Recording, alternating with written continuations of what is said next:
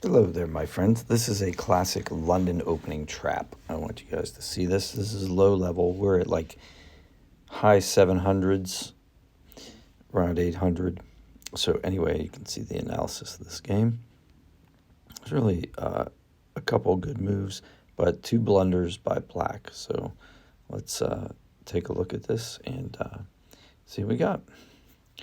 So we'll go back to the beginning.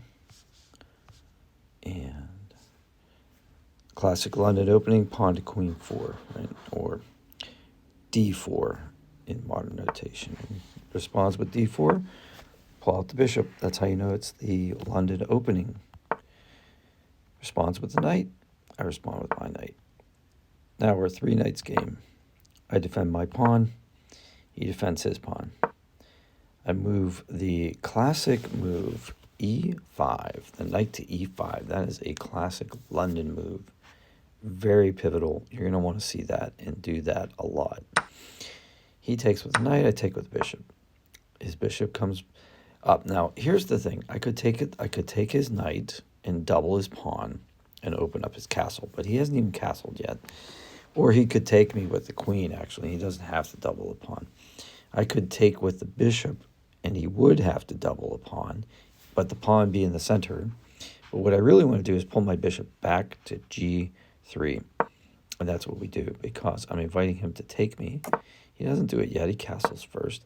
I move my light squared bishop out to d3, which is a very highly common post for the bishop in the London system. Now he takes me. Now I take back with the rook pawn, the h pawn, and that opens the rook file, and that gives me attacking opportunities. And you'll see exactly what happens next. So he comes up with the knight. Now, I could have taken with the bishop, but I didn't. I move my knight up so that I can threaten him with my knight. He moves his queen, thinking that he's going to take the pawn on f2. But before he can do that, I'm going to take his knight. So that doesn't make that move any good for black now, because if the queen takes that pawn, the knight can take the queen. So he takes me with his pawn, and I take his pawn. So now I'm up 1. He moves his pawn forward. I don't understand why. I move my queen forward. I know exactly why, because now I've got 3 attackers on 1 defender at h7, and he has none. Well, he has the king. He takes my pawn. I check.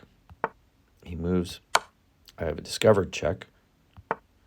He moves out of check. I take his bishop, because I figure, he's going to move one of his rooks to take his bishop back, instead of what he should do, which is move the g-pawn forward to prevent mate, g6. But he doesn't, so checkmate.